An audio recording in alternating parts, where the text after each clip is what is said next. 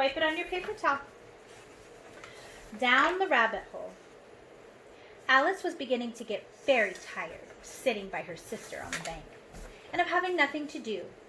Once or twice she had peeped into the book her sister was reading, but it had no pictures or conversations in it. And what is the use of a book, thought Alice, without pictures or conversations? So she was considering in her own mind, as well she could, for the hot day made her feel very sleepy and stupid, whether the pleasure of making a daisy chain would be worth the trouble of getting up and picking the daisies, when suddenly a white rabbit with pink eyes ran close by her.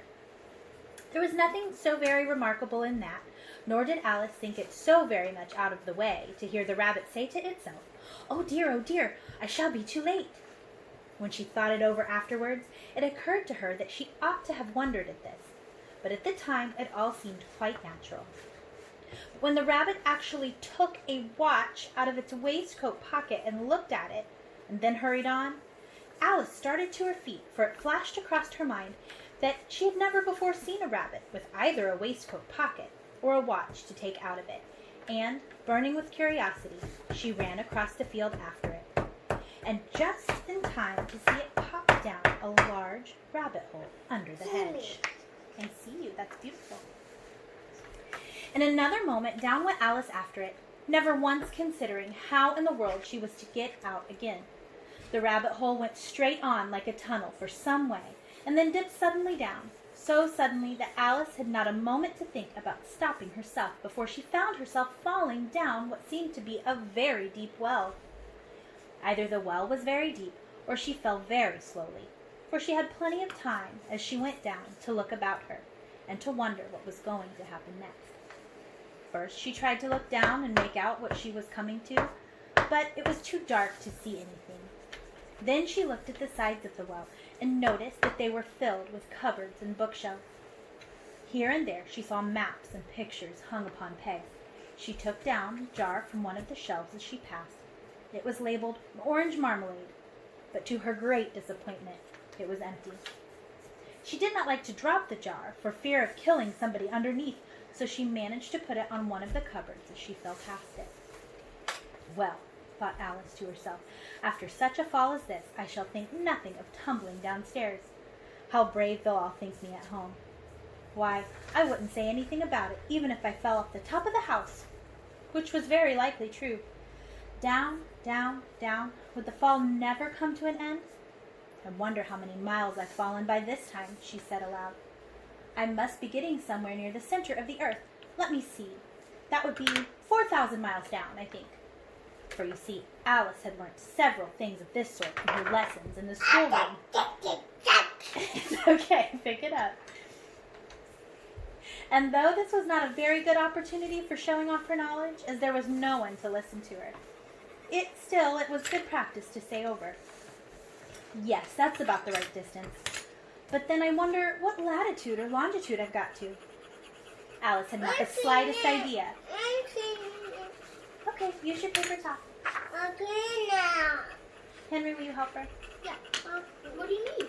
Yeah. Alice had not the slightest idea what latitude was, or longitude either. There you go. But she thought they were nice grand words to say. Presently she began again. I wonder if I shall fall right through the earth. How funny it'll seem to come out among people that walk with their heads downward. The antitheses, I think. She was rather glad there was no one listening this time, as it didn't sound at all right word. But I shall have to ask them what the name of the country is, you know. Please, ma'am, is this New Zealand or Australia? And she tried to curtsy as she spoke.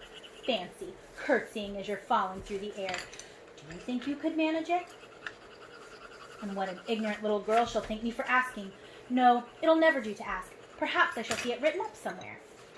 Down, down, down. There was nothing else to do, so Alice soon began talking again. Dinah'll miss me very much tonight, I should think. Dinah was the cat. I hope they'll remember her saucer of milk at tea time.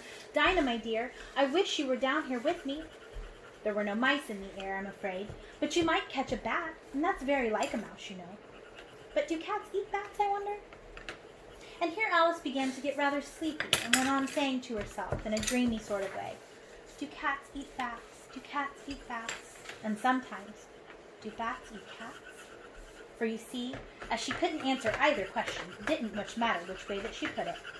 She felt that she was dozing off, and she had just begun to dream that she was walking hand in hand with Dinah, and was saying to her very earnestly, "Now, Dinah, tell me the truth. Did you ever eat a bat?" When suddenly, thump, thump, down she came upon a heap of sticks and dry leaves, and the fall was over. Alice was not a bit hurt, and she jumped up onto her feet in a moment. She looked up, but it was all dark overhead. Before her was another long passage, and the white rabbit was still in sight, hurrying down it. There was not a moment to be lost. Away went Alice like the wind, and was just in time to hear it say, as it turned a corner, "Oh, my ears and whiskers, how late it's getting." She was close behind it when she turned the corner, but the rabbit was no longer to be seen. She found herself in a long, low hall, which was lit up by a row of lamps hanging from the roof. There were doors all around the hall, but they were all locked, and when Alice had been all the way down one side and up the other, trying every door, she walked sadly down the middle, wondering how she was ever to get out again. Suddenly, she came upon a little three-legged table, all made of solid glass. There was nothing on it except a tiny golden key. Okay, you can use that one. And Alice's first thought was that it might belong to one of the doors in the hall, but alas, either the locks were too large or the key was too small, but at any rate, it would not open any of them.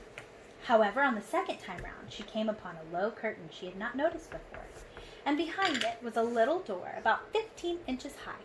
She tried the little golden key in the lock, and to her great delight, it fit. Alice opened the door and found that it led to a small passage, not much larger than a rat hole. She knelt down and looked along the passage into the loveliest garden you have ever seen. How she longed to get out of that dark hall and wander about in those beds of bright flowers and those cool fountains. But she could not even get her head through the doorway. And even if my head would go through, thought poor Alice, it would be very little use without my shoulders.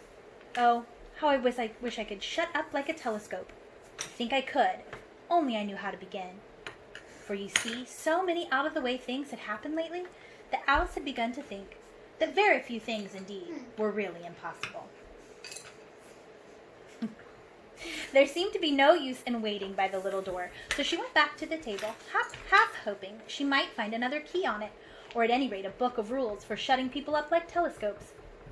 Do you need another piece of paper? No, it's not that. What do you need? How do you spell Icaramba? I don't know how to spell Icaramba. We'll come back to that. This time she found a little bottle on it, which certainly was not here before, said Alice.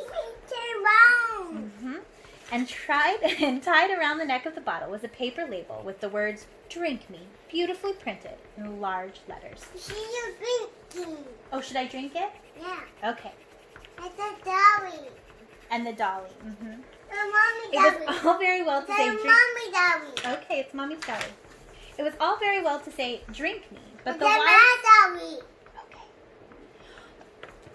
But the wise. It's a pink. Okay. It's a pink. Okay, it's pink. Good job.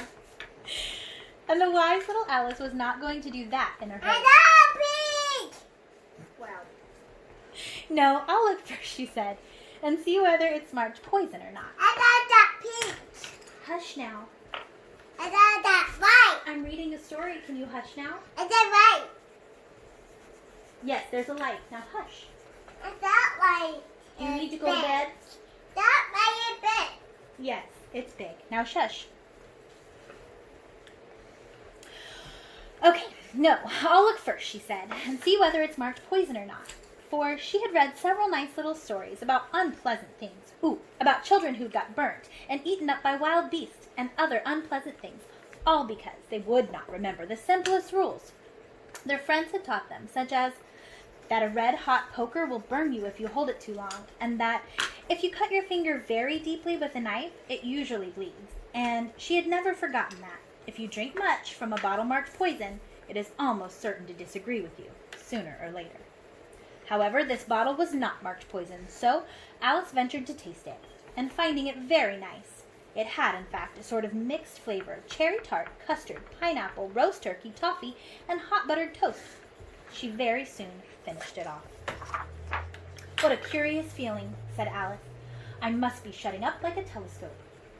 And so it was, indeed, and now she was only 10 inches high, and her face brightened up at the thought that she was now the right size for going through the little door into that lovely garden. First, however, she waited for a few minutes to see if she was going to shrink any further. She felt a little nervous about this, for it might end, you know, said Alice to herself, in my going out altogether, like a candle. I wonder what I should be like then. I'm done, pencil. Yeah, you can use the pencil. And she tried to fancy what the flame of a candle looks like after the candle is blown out, for she could not remember ever having seen such a thing.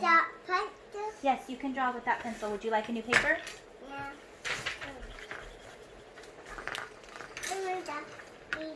After a while, finding nothing more happened, she decided on going into the garden at once.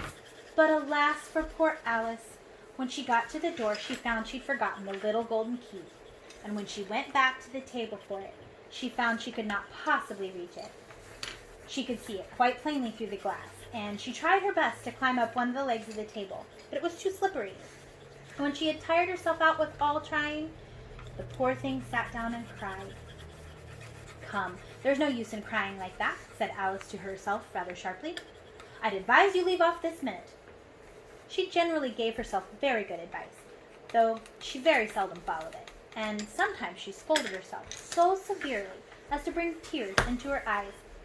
And once she remembered trying to box her own ears for having cheated herself at a game of croquet that she was playing against herself, for this curious child was very fond of pretending to be two people.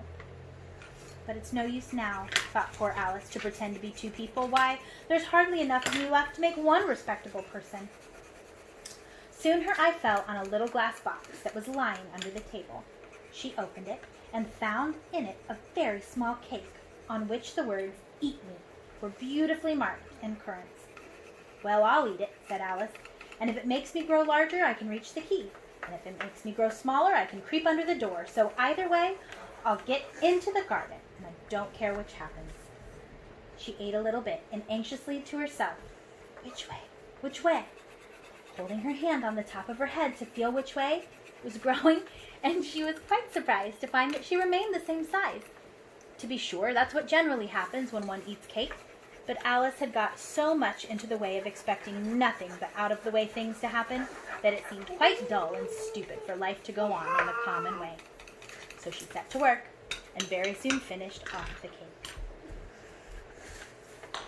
Boys, can we see what you drew? I'm not done yet. And Who's that, Henry? some random guy. Okay. Jackie did this happy. Who is it? They did happy. Oh, yeah, she looks happy. Is that the garden, Max?